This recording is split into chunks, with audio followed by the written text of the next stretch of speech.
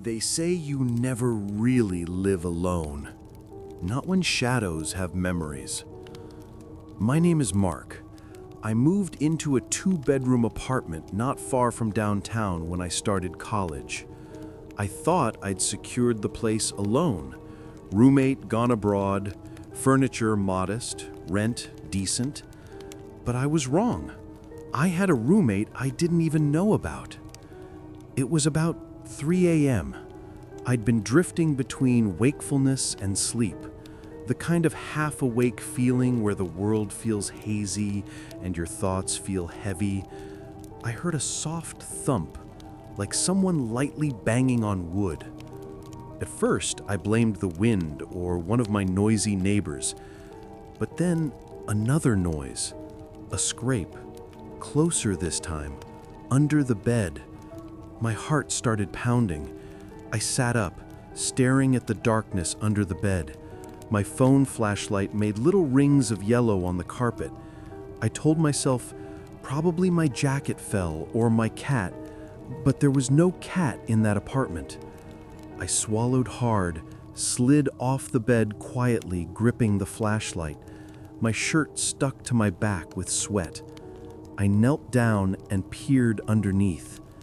And there I saw him, my roommate.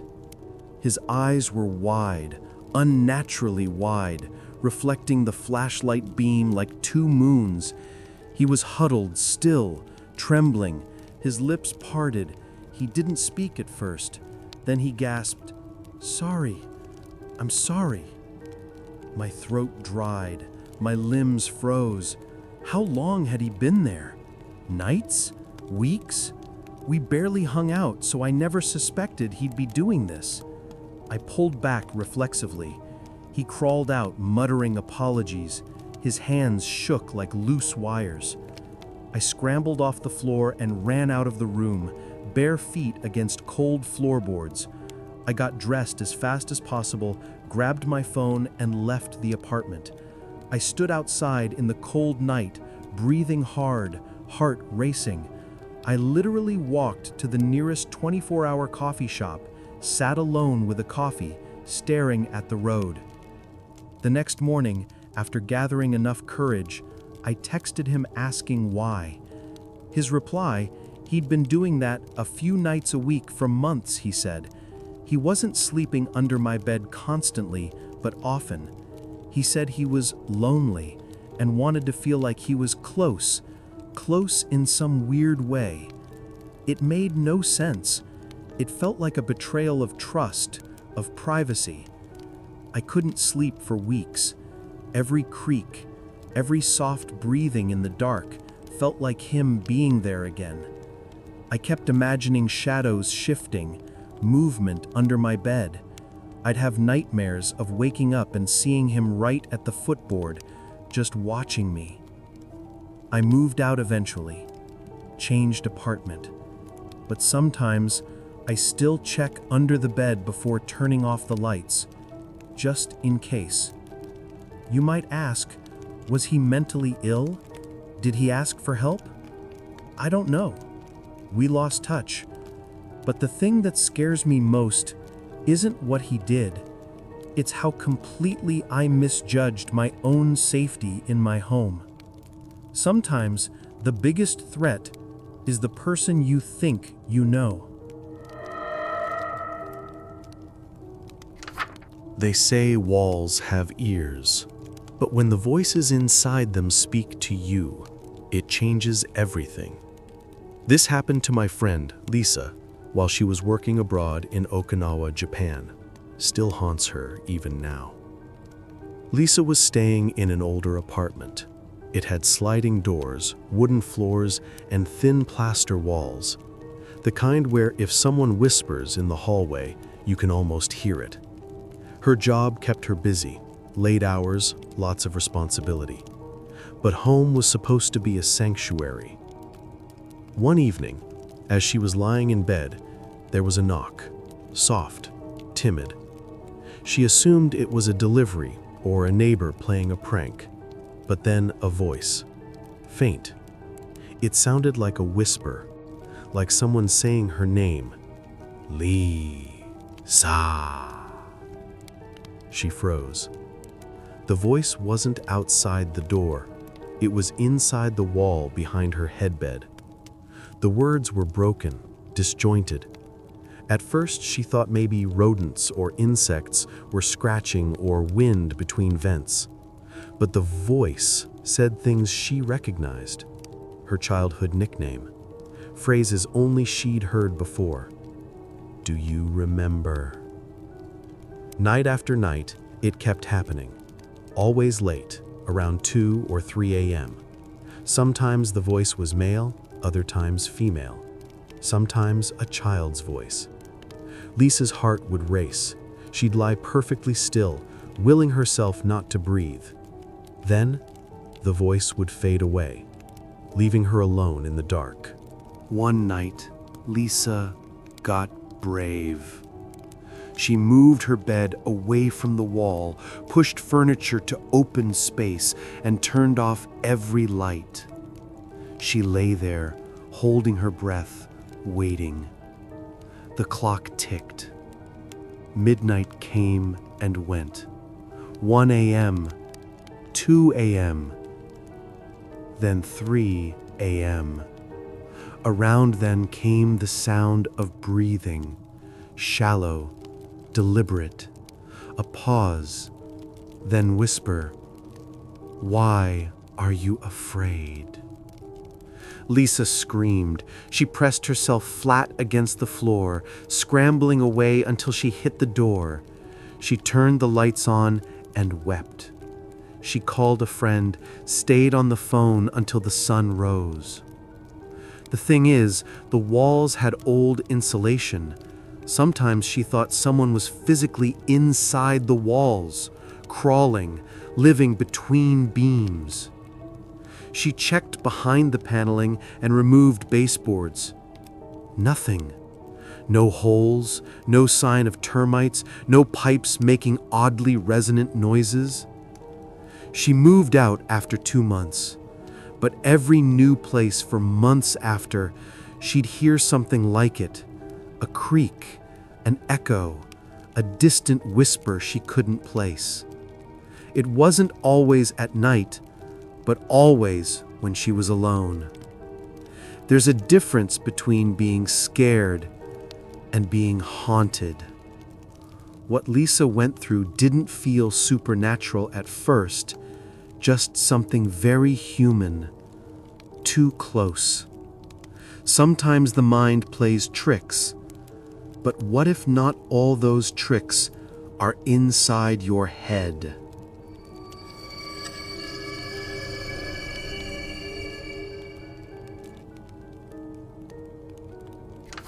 People assume work is safe.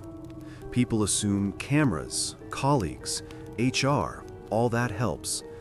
But sometimes safety hides behind the ordinary. This is the story of Elena, who realized one morning that the person she feared the most worked right next door. Elena worked in a small publishing house in a city she'd moved to only recently. The building was old. Long corridors, high ceilings, windows streaked with years of grime. Her office was at the end of a hallway. The office next to hers belonged to Marcus, a quiet guy who almost never spoke loudly and kept to himself. For months, she noticed weird things, little bits of paper on her desk, a pen she didn't leave, a coffee mug lightly stained, an unfamiliar smell in her drawer. At first, she chalked it up to absent-mindedness, maybe someone dropping something, but the evidence kept piling up. One night, she stayed late finishing edits. The office was dim, except for her desk lamp. Marcus's office door was closed. She packed up and left. As she passed his office, she thought she heard something. Her name, whispered. Her steps paused. She looked through the glass. One pane was slightly fogged from inside. She knocked gently. No answer. Weeks later, Elena finds something shocking. She returns from a weekend trip. Her laptop bag was unzipped. Her personal folder with her name on it was moved to the front. On her screen, a document she didn't open. She double-clicks. It's blank. But she scrolls and realizes timestamps. Someone had opened it late at night, just hours after she'd left. Elena started noticing footprints, fine dust on her keyboard each morning, as if someone had brushed past it. Her pens, always perfectly aligned, gradually started shifting slightly. She felt watched. She installed a small camera in her office after getting approval. One night, while reviewing security footage, she sees him, Marcus, entering at 1:17 a.m., pushing her door open just a crack, placing something on her table. She zoomed. It's a small card. A card with her initials, perhaps with lines of something unreadable. She confronted him. He laughed it off, said it was nothing, just a harmless prank. But the look in his eyes, she couldn't trust it. It ended with her quitting the job. The company said they'd look into it, but nothing ever came of it. After she left, Elena often found herself checking over her shoulder in everyday life, a shiver when someone brushed past. She got insomnia. She sometimes dreamt of Marcus standing in her room, just standing, watching. She changed jobs, changed her number, but sometimes objects go missing. A bag at a cafe, a phone unplugged at a co-working space she just used. She wonders, was it him?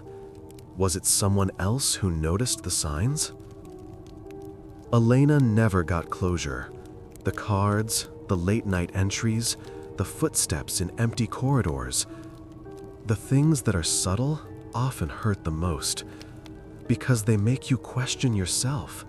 Was I paranoid? Was I safe? And so the fear lingers, even when the person you feared is gone.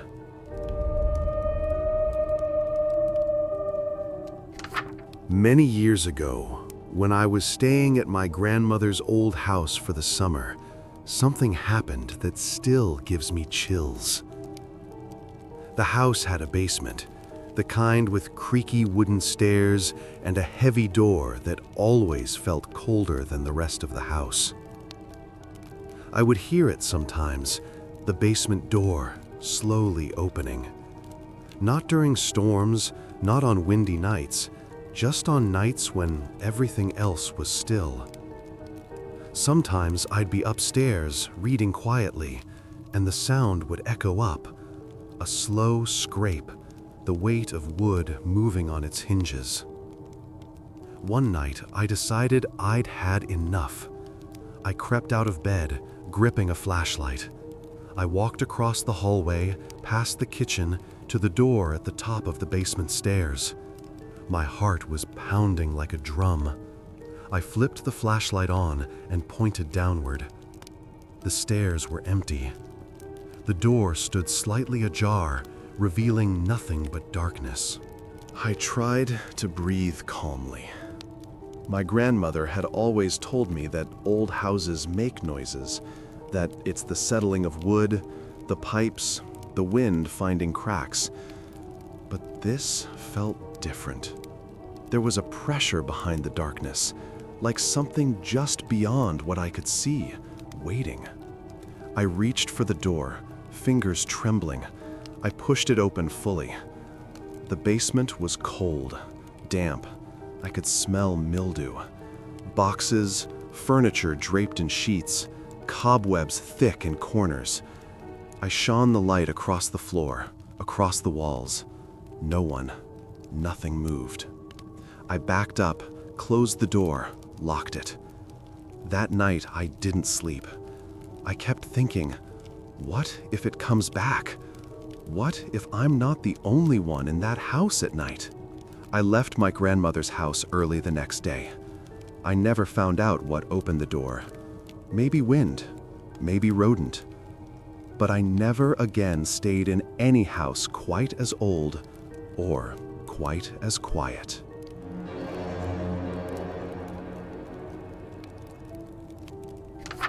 A few years back, I worked part-time at a small coffee shop in a quiet part of the city.